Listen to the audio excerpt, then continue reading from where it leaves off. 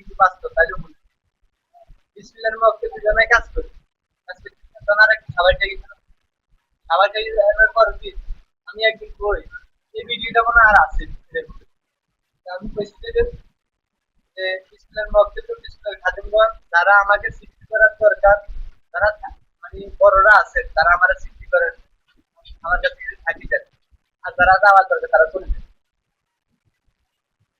যখন চলে গেছে কেউ চলে গেছে কেউ রয়ে যেতে পারতে যদি মানে আমার অশান্তি ঠিক আছে এরপরে আমি তো এটা বুঝতে পারি কিন্তু ঘটনা নাই দিতে আছে এটা সমস্যাটা কোন জায়গায় কারণ আমি এবার ফোন দিলাম গুরুজি বিসমিল্লাহির মক্কেলরে যখন আমি হাজিরাত দেখছি হাজিরাত দেখার পরে আমি বলছি যে বিসমিল্লাহির মক্কেলগণ আপনাদেরকে আমি বিদায় দিতেছি তবে আমার সৃষ্টির জন্য কেউ থাকেন আর বাকিরা চলে যায় হ্যাঁ কারণ সবসিডারে যুগ দিতে কেউ চলে গেছে কিন্তু আর রাস্তে আমার শরীর কিন্তু স্থির হয়ে গেছে হয়ে যাওয়ার পরে এখন আমার থেকে মানে খুব খারাপ লাগছে এখন কি করবো তো তুমি যদি একটা কথা একটা ঘরের গার্জিয়ান তোমার যদি আটকে রাখে তাই তোমার বাল বাচ্চাকে কাটবে না তোমার ফ্যামিলির ভাই বেড়াদার আছে না এরা কি কইছিল না যে কি আমার বাপ ভাই এখানে রয়ে গেছে আমি করে ছাই দিস এটা যেভাবে ফেরে আনন্দ তুমি বিদে দিতে সবারই বিদে দিতে ঠিক আছে তোমার কোনো সমস্যা হলে তুমি এ করে ডাক দিতে যে আমার কি সমস্যা আছে আমি আমার সমস্যাটা সমাধান করবো এখন তুমি কারোর বিদে করছো কারোর রাখি দিচ্ছ তুমি তো এই ভুলটা করছো এই ভুলটা তুমি করিও না সবারই বিদে দিবে আবার যখন প্রয়োজন তখন তুমি আবার সবারই ডাকি দেবে তো এরপর থেকে যদি আমি আর কোনো সময় মানে আমি এগুলো আর আমার করতে দিসাবিলিল্লাহ আমি আগের তফসিল যখন আমি একটা রুগী দেখি রুগী দেখার পরে আমি কাজ কাম শেষের পরে যে আমি কই আমার বাল বাচ্চার কোনো সমস্যা আছে কি আমার দুই ছেলে আমার ঘর আমার পরিবার আমার মা বাপ ভাই বোন যেহেতু এই যে সমস্যা যদি থাকিয়ে থাকে তাহলে এই যে সবাই সমস্যার সমাধান করে দেন আমার কারা আছে এটা আপনারা সবাই জানেন ঠিক আছে সবার সমস্যার সমাধান করে দেন আমার যদি কোনো কেউ ক্ষতি করিয়া থাকে ওই সমস্যাটার সমাধান করে দেন দিয়ে আপনারা বিদায় নিয়ে চলে যান আসসালামু আলাইকুম রহমতুল্লাহ তখন তথ্যটা বুঝতে থাকে যদি বেশি সমস্যা থাকে তাহলে তথ্যটা অনেক দূর বুঝে আর যদি কম সমস্যা থাকে তাহলে কম সময়ের ভিতরে বুঝতে বুঝতে আসতে চলে যায় আমি দেখতেছি অনেক সময় আমার পা ব্যথা গিরে ব্যথা হাত ব্যথা মাথা ব্যথা বিভিন্ন সমস্যা করে অথবা আর কি কোনো সমস্যা আমি বলতে দিয়ে গাই যে আমার হলো কোনো সমস্যা আছে হ্যাঁ না সব ঠিকই গেছে এই যে আমি বাড়িতে আজকে একটা কথা আমি এই ধরেন না গুরুর কাছে নতুন গুরুর কাছে যত পর্যন্ত করতে এসেছি আছি সম্পর্ক আছে তত পর্যন্ত আলহামদুলিল্লাহ আমি কোনো অশান্তির ভিতরে নেই আমার বলাই কোনো অশান্তির ভিতরে কোনো বেতালের ভিতরে কেননা আমি ওই সব সময় যোগ আমার করতেছি একটা জিনিস শিখেছে আমার ওস্তাদ ঠিক আছে ওনার মন্ত্র দিয়ে কাজ করি ওনার দোয়া কালাম দিয়ে কাজ করি তাহলে উনি আমার ওস্তাদ উনি ওস্তাদ আগে যারা দেখছি হে ওস্তাদ ওরা যারা দেখছি হে ওস্তাদ তাই কথা ঠিক আছে কেননা আমি যখন আসনে বসি আসনে আমি যেখানে বাতি জ্বালাই প্রথমে আমি তাদেরকে স্মরণ করি তারপর আমি বসি ঠিক আছে যখন আমি আবার এদেরকে বিদায় দিই তখন আবার আমি মনে মনে তাদেরকে স্মরণ করি যে আমার ওস্তাদ দুইজন আমি এটা মনে করতে করতে এটা আমার এমন রিপিট হয়ে গেছে মানে যে কোনো কাজের বিষয়ে আমার তারা চলে যাই ঠিক আছে তখন আমি যদি এদের দোয়া দিয়ে লাই দোয়া দিলে আমার এটা যেটা আয়তো না এটা হয় এই দেখেন আমি চালু ভিডিও আমি এই যে তফসিটা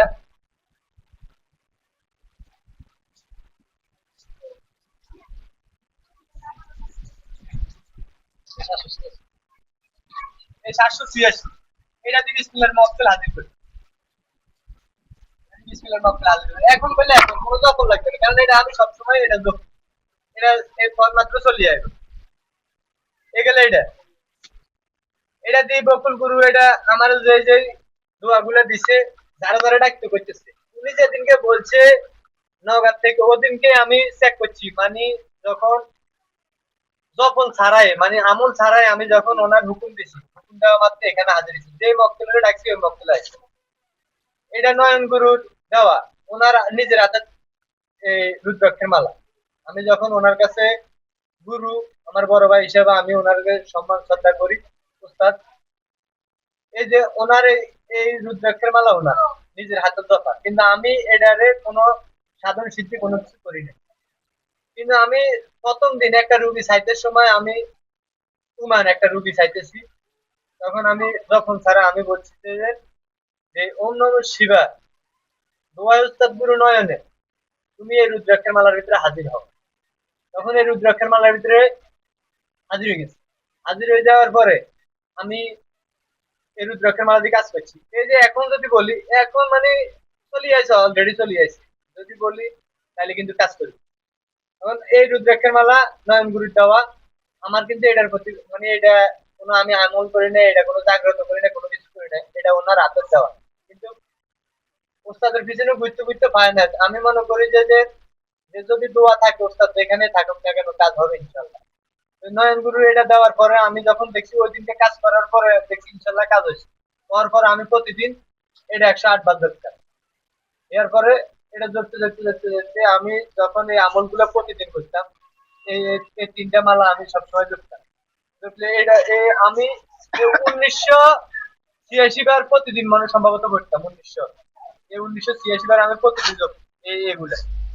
তো যখন আমি একটা রুগী চাই, তখন আমি এই এই মালাগুলা দিয়ে, এই সবজিগুলা দিই, আমি কাজ করি। কিন্তু বাস্তবমুখী ইনশাল্লাহ যে কোনো সমস্যা হোক, বশীকরণ কাজ হোক, বিচ্ছেদ হোক, তারপরে যদি একজনের সাথে একজনের মিল মহাব্বত করা, ভাই বোন অথবা স্বামী স্ত্রী, অথবা মানে একটা লোকে কাজ কাম পাইতেছে না, কিন্তু এই মালাগুলা দিয়ে হুকুম দেওয়ার কারণে কাজ হয়। তবে আমি মনে করি এটা দোয়া, ওনাদের তো আছে বিধে, ওনাদের লক্ষ্য আছে বিধে কাজগুলো হয়েছে। ঠিক আছে, এটা কিন্তু ওনার আছে মনে, সম্ভবত এটা আপনারা আইসিলের দেখছেন। এটা আমার একটা দিছে, আমার একটা পাইছে, পাইলে তোমাকে নাম মানে কিলা, এর নাম মানে কি, এর নাম আমার নাম।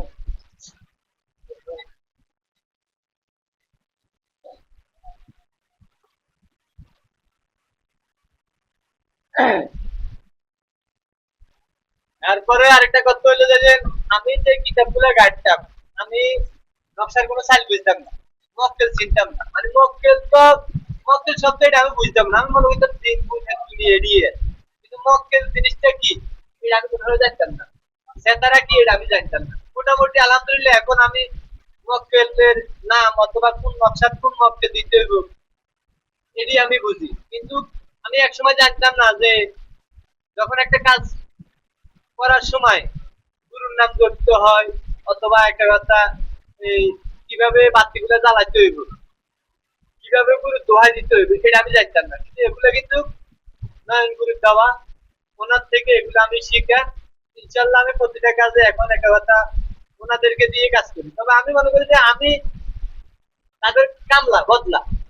এই পর্যন্ত তুমি ঝাড়ফুঁক লাগাইয়া হ্যাঁ, কয়টা কাম করছো? এ তফসিলি তফসিলি হোক আর রুদ্রকের মালাই হোক, ধরেন 300 সাড়ে 300। 300 সাড়ে 300।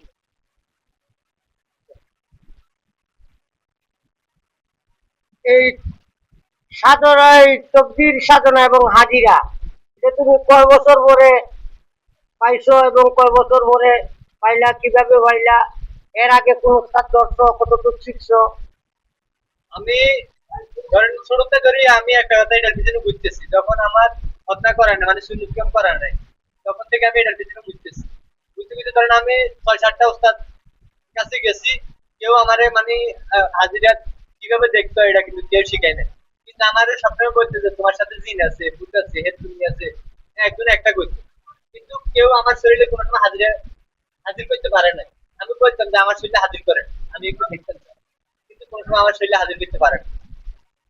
তো যখন আমি আপনার কাছে আইসি, নয়ন গুরুর কাছে আইসি, আসার পরে আমি একটা কথা এই রুদ্রাক্ষের মালা দিই। এই লাইনে ঘুরতে ঘুরতে কয় বছর পরে পাইলা এই হাজিরা? 24 বছর।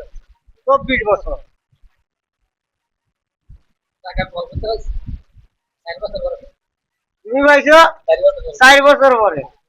আল্লাহ, আচ্ছা আমি মনে মনে দোয়া করতাম যে আল্লাহ আমার একটা ভালো উস্তাদ মিলাই তো বুঝতেছি সঠিক উস্তাদ মিলাই দাও, আল্লাহ এদের মানুষ মিলাই দিছে আলহামদুলিল্লাহ। মানে যতটা কাজ করি যেটার মধ্যে একটু ব্যাঘাত করে ততটা ফোন দিলে এটা সমাধান করে। তুমি এই পর্যন্ত যার ফুক 3 ফুট ওই যে একটা ছেলের যে কাজ করছিলে যে তার সে শরীর সমস্যা ছিল করিয়ে তুলছিল, এটা যখন তুমি সঠিকভাবে কাজ করতে পারো না, যখন আমার ফোন দিছিলে আমি যে সমাধান তোমার দিয়ে দিছিলাম, এই সমাধানে কি এটা সাকসেস হয়েছিল? আপনি তখন আপনারা ছুটি করলে ফোন দিছি তখন বলছেন যে ওরা বসলো বসতে না এমনি বাপ বাপ করে আমি যাবো দুয়া দেওয়ার পরই বলতে চাই আমার সাইরে দেন আমি যাবো। এটা সমাধান পাইছি, ফোন রুগী এটা ঠিক আছে নি? একদম সুস্থ, কোনো ইয়ে হয়ে নাই। আজকে কয় মাস? আজকে তো অনেক মাস হয়ে যাবে, অনুমান কয় মাস হইব? 5 মাস হয়ে 4-5 মাস। আচ্ছা, এরপরে বশীকরণ কাজ করছো, বিচ্ছেদ? বিচ্ছেদের কাজ করি না, আবার বিচ্ছেদের কাজ আপনিও না করছেন যে আমার অনুমতি ছাড়া বিচ্ছেদের কাজ কোনো করবো না। আমার আব্বাও কইছে যদি শিগস পরবর্তীতে আমি না থাকা যদি আমি মরে যায় তারপর শিগস তো বিচ্ছেদের কাজ করিস না, আপনিও নিষেধ দিচ্ছেন যদি করিও আপনার অনুমতি নিয়ে করতাম বিচ্ছেদের কাজ।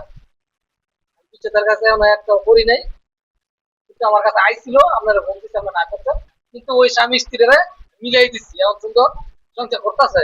আমার কাছে যখন বলছে যে বিচ্ছেদ করাইতে আমি কি কারণে শাশুড়ি ভালো না জামাই ভালো না দুজন আমি ভালো করে দেয় তো চলবো নি কত, তুমি যেটা ভালো মনে করো এটা করো।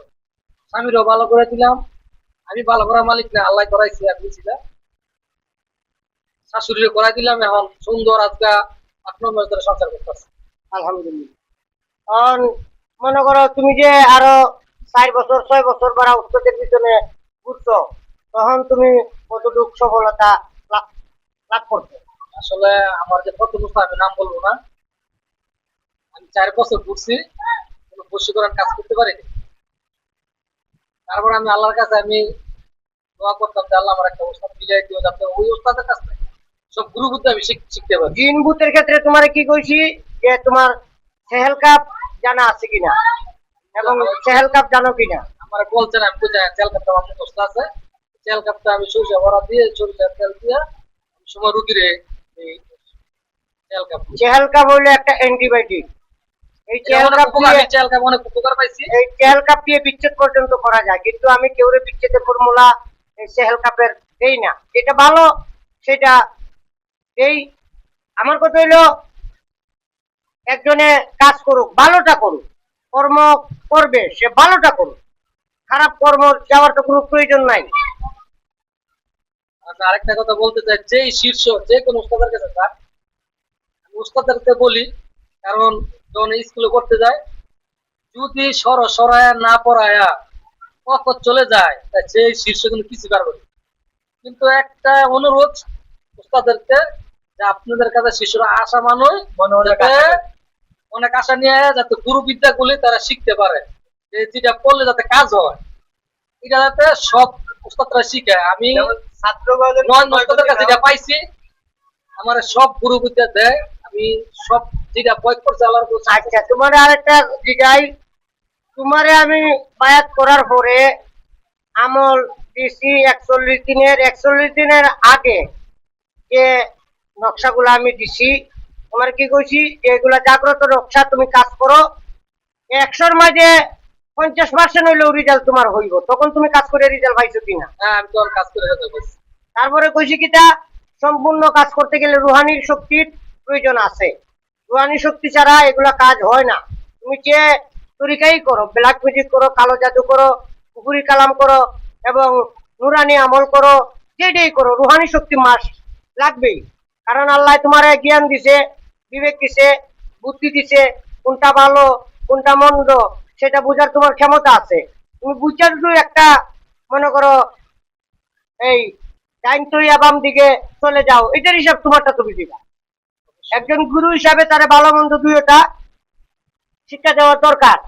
এর জন্য যে তুমি শিকার পরে যে তুমি ভালো মন্দ কোনটাই মানতা না, সবকিছু করবা, এইটার জবাব তুমি দিবা। যার কারণে মনে করো যে আমি কিতাব যেটা তৈরি করছি, আউটলাইনে কোনো আমি বিক্রি করব না, আর বিক্রি করার জন্য তৈরি করি নাই। কারণ আমি যে তৈরি করছি এটা এমন ভাবে তৈরি করছি, উস্তাদ ছাড়াও কিভাবে একটা বই চালাইতে হয় সম্পূর্ণ ফর্মুলা এর ভিতরে দেওয়া আছে। আর একটা নকশার বেশি আমি মনে করি যে দুইটা নকশা অ্যাপ্লাই করা লাগবে না। তাহলে ওই জিনিসটা আমি কেমনে অনলাইনে বিক্রি করবো? হ্যাঁ, সবারই মনে আশা আছে যে ভালো জিনিস পাবো, ভালো জিনিস দিয়ে কাজকর্ম করব। আমি দিতাম না এমন কোনো কথা না, দিমু। কিন্তু আমার সাথে যদি কেউ পুরানো শপথ কইরা নেয় তাহলে আমি দিমু। এটার পাপের ভাবে গিয়ে আমি হব না। এটাতে এমনও বিদ্যা আছে, একদিনের ভিতরে একটা শত্রুকে তুমি মেরে ফেলতে পারবে। একদিন কি, হাই এক আধা ঘন্টা মারা যাবে। তাহলে এই পাপের বাকি কে হবে? আমি হব না।